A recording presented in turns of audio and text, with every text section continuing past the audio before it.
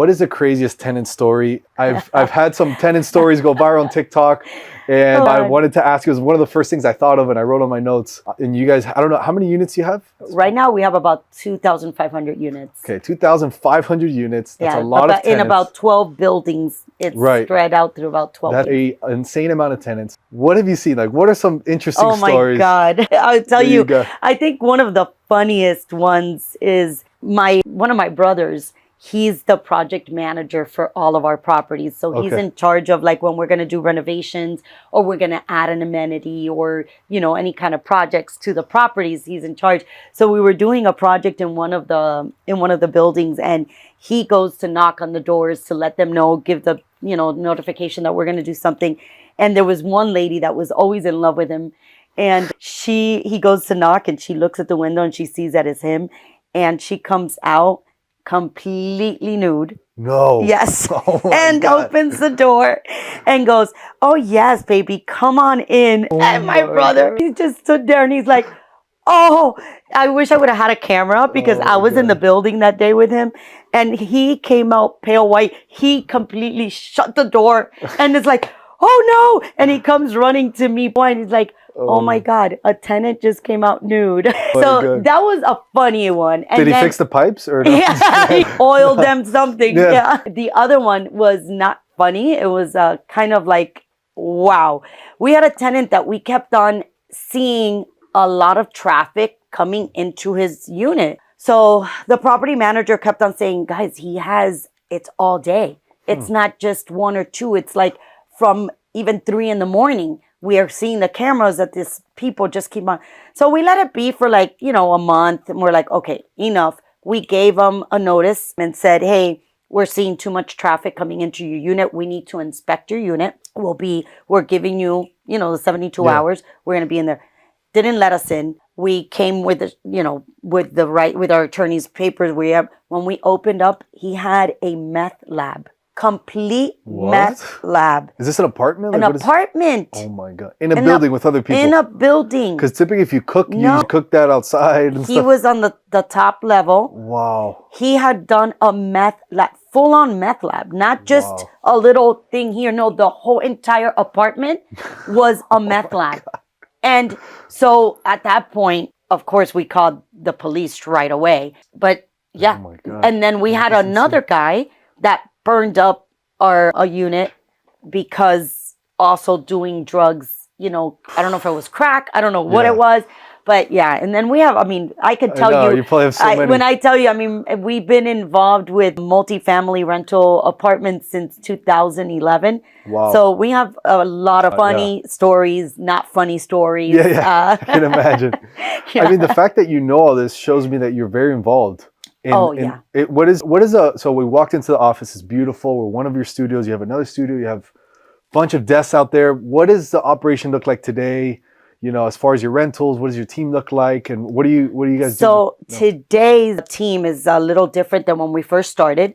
When we first started, we managed all of our properties. So we had a full management team. In 2019, September of 2019, thank you, Bobby convinced me to give up management because I ran the management team. Oh my God. To give up management and give it to a third party because we wanted to scale the investment from our family office to go into ground up development. Okay. And that takes up a lot of time and we didn't know it. We were going to have to look into it more, study it a little bit, get more knowledge on it. I was like a little baby. I was like, no, I don't want to give up management, whatever. God, but he finally convinced me and I did so. Thank God, because 2020, COVID came around. Wow. I would have never known how to manage a property with COVID. But we had given up our management to Lincoln Properties, that they're a very big company today. They're called Willowbridge. And we gave up management to a third party management, but we're very, very involved with them. We interviewed a lot of them because some management companies don't like the owners to be micromanaging them. We micromanage the management company. That's really interesting. So in-house, we have an acquisition manager. Okay. We have an asset manager. We have a controller. Wow. We have a director of operations and we have assistants for all of them. Amazing. That sounds so cool. we manage the management company, but we manage our assets. So what we're buying, what increases are going to be done in rents, what are we going to sell? All of that we manage in-house. Interesting. Like you make those decisions we with make your those team. decisions with the team, and then our team goes to the management company, and then they execute. Yep. Wow, that's incredible. That's really big. That just shows you that I made a video that did pretty well about how rentals is not so passive. That just shows you how unpassive rentals could be. Completely you guys have, a bajillion dollars. You have a bunch of rentals. I'm sure from what I read, you guys have fairly low debt on them, or about 50 to 60%, right? Yep. So, cash flow is probably pretty good, but you have this full team plus you, plus Bobby, micromanaging the managers. That just shows you how important it is. Yeah, and I'm not saying don't get into rentals. I mean, it's amazing for rentals. Amazing. I love rentals. But I feel that people should know your story, like what you're saying, that if you're going to get into rentals, do it right and have something, have a certain time, have managers, manage the managers, because that's really what it takes. So I love to tell everybody that asks me, how did you get started? What tips do you give me? And it's a catch 2020, right? Because when you start at first investing into whatever type of real estate, because there's so many different types and they do not run the same at all. None of them. But I'm going to talk to you about multifamily because that's what we do and that's what I know.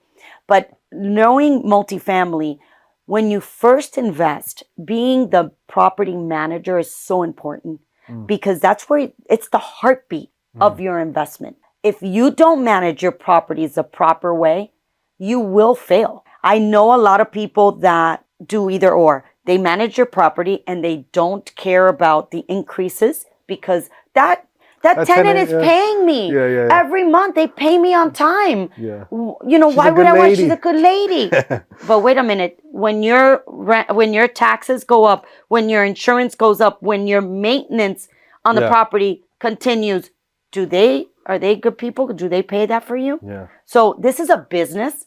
It's not about saying I own real estate. It's about this is a business I own, and my revenue has to increase on a yearly basis so the valuation of that property can continue to increase. So your value of your property is only whatever your income is. Right. So if you don't continue to increase it, the valuation of your property does not increase. And that's a mistake a lot of people don't do and don't understand. So it's not about what's appraising around me. No, it's the income that's coming into your property is what makes the evaluation of your property. Yeah. So it's probably good that you self-manage for a while because you probably got to understand every little thing. So when you talk to the managers, they can't tell you any lies. They can't tell you a lie.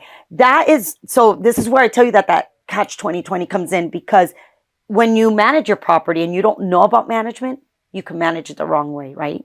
But then if you bring in a management company from the beginning, they're going to manage it the way they want to manage it, right? They're not worried about your investment. They're not worried about making the evaluation increase. They're worried about how much money am I going to be making yearly. So sometimes a management company will want to make a lot of repairs on your apartment building without needed because they make a percentage on those repairs. Some don't make the repairs and your building's falling apart because they have a certain limit that if they do more repairs, the less money that they get paid because you have a gap of. So it depends on the management agreement. But so that's where I'm telling you that it's like, ooh, so how do you learn? It's just really get educated, learning from multiple different types of investors so that you could understand, but managing your property from the beginning and really being an operator. Yeah. Managing that property as a real solid business, you cannot go wrong. You will learn so much. Yeah. So that when you get ready, like we did, that we turned over probably, I think we were then about 1,800 units that we gave them 1,800 units and we turned it over. We knew exactly you're not going to manage. You're not going to do the projects. Yeah. We're running the projects. You're not going to tell me the increase. We're going to make sure that we understand the increase in the value. You're not going to replace a refrigerator when it could be repaired. If there's a leak on the roof, you're not going to patch it up. We're going to fix the, so things like that And right now we're going through something similar. So that your audience could understand. We have one building that the roofs are not doing really well, and they've been repairing them. We sat down yesterday with with our team, and we're spending so much money on repair. Why aren't we just replacing the roofs, right? So we're going at that. Then there's another building that the windows are old, but there's no leakage coming from the windows, and they're wanting to repair them. Wow. Why? The windows are old. They look great. They don't look bad just because they're old and they're not leaking. Why are you wanting to replace it? Yeah. So, but you want to you want to patch up a roof that's leaking. Or replace the window. And replace a window that's not leaking. Unless there's something with the window guy. Yeah. So you gotta be careful with all these little things, and you have to really sit down and evaluate. This is a business, guys. Yeah. Whenever you get into real estate investment, do not think, I own this property. Oh my God, look, I own property. That doesn't make you anything.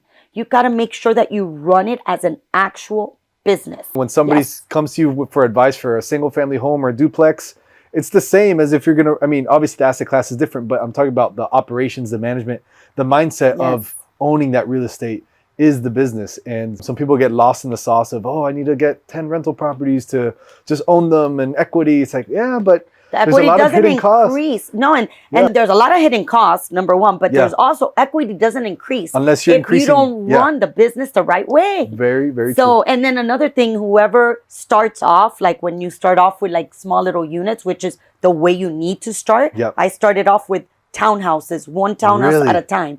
I didn't buy buildings at the beginning. Hialeah. In Hialeah, okay. My favorite. I love Hialeah. Another thing is that I tell a lot of people is do not tell the tenants that you're the owner. Yes. Do not say that. You are the property manager, and you can't make decisions. You have to go back to the owner of the property.